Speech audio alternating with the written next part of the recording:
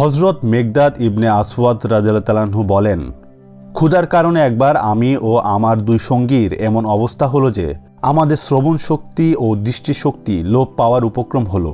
ক্ষুধা যন্ত্রণায় আমরা নিজেদেরকে রাসূল সাল্লাল্লাহু আলাইহি সাল্লামের সাহাবীদের নিকট পেশ করলাম যেন কেউ আমাদের কিছু খেতে দেয়, কিন্তু কেউই আমাদেরকে গ্রহণ করছিল না, কারণ সকলের অবস্থাই একই রকম ছিল।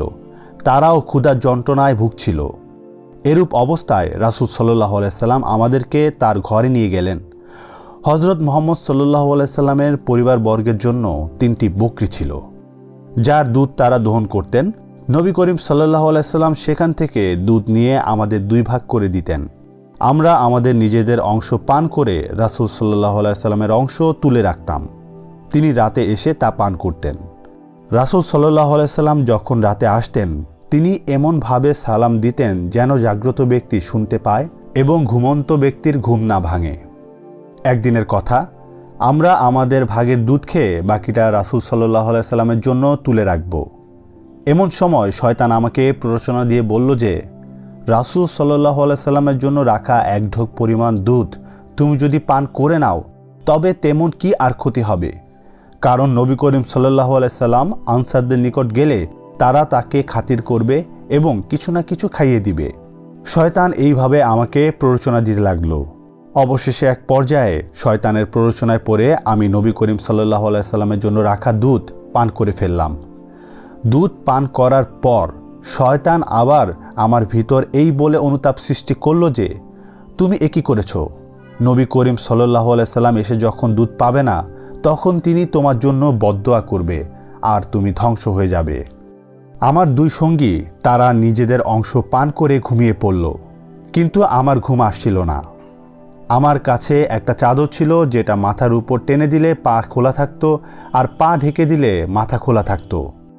ইতিমধ্যে প্রতিদিনকার নিয়ম অনুযায়ী নবী করিম সাল্লাল্লাহু আলাইহি সাল্লাম আসলেন।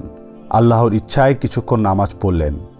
তারপর যখন দুধের পাত্রের দিকে তাকালেন, দেখলেন সেখানে কিছুই নেই। তিনি দোয়ার জন্য হাত উঠালেন।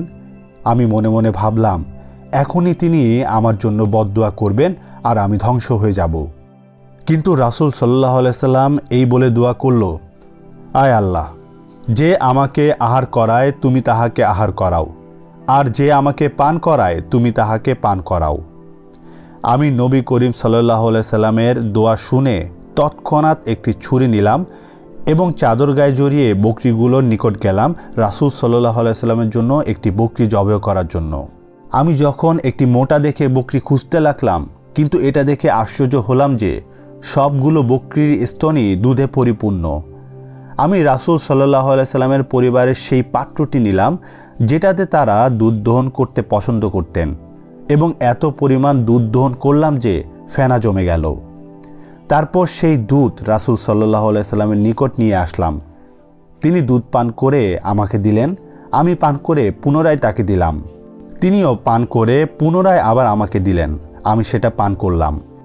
তারপর আমি কিছুক্ষণ পূর্বে আমার কার্যকলাপ ও বর্তমানে উহার ধারণাতীত সুফলের কথা স্মরণ করে আনন্দে হাসতে লাগলাম এবং হাসতে হাসতে মাটিতে পড়ে গেলাম। রাসূল সাল্লাল্লাহু আলাইহি সাল্লাম বললেন, হে মেকদাদ, ইহা তোমারই কোনো কারসাজি। অতএব রাসূল সাল্লাল্লাহু আলাইহি সাল্লামের জন্য রেখে দেয়া দুধ পান করা অবধি পুরো ঘটনা আমি তাকে খুলে বললাম। রাসূল সাল্লাল্লাহু আলাইহি সাল্লাম পুরো ঘটনা শুনে বললেন, এই সময়ে বকরির স্তনে ধারণাতীতভাবে দুধ পাওয়া আল্লাহ পাকেরই রহমত। তুমি যদি তোমার সঙ্গীদ্বয়কে জাগিয়ে দিতে তবে তারাও দুধ পান করতে পারত। আমি তখন রাসূল সাল্লাল্লাহু আলাইহি সাল্লামকে বললাম, সেই পাক জাতের কসম যিনি আপনাকে দ্বীনে হক দিয়ে প্রেরণ করেছেন।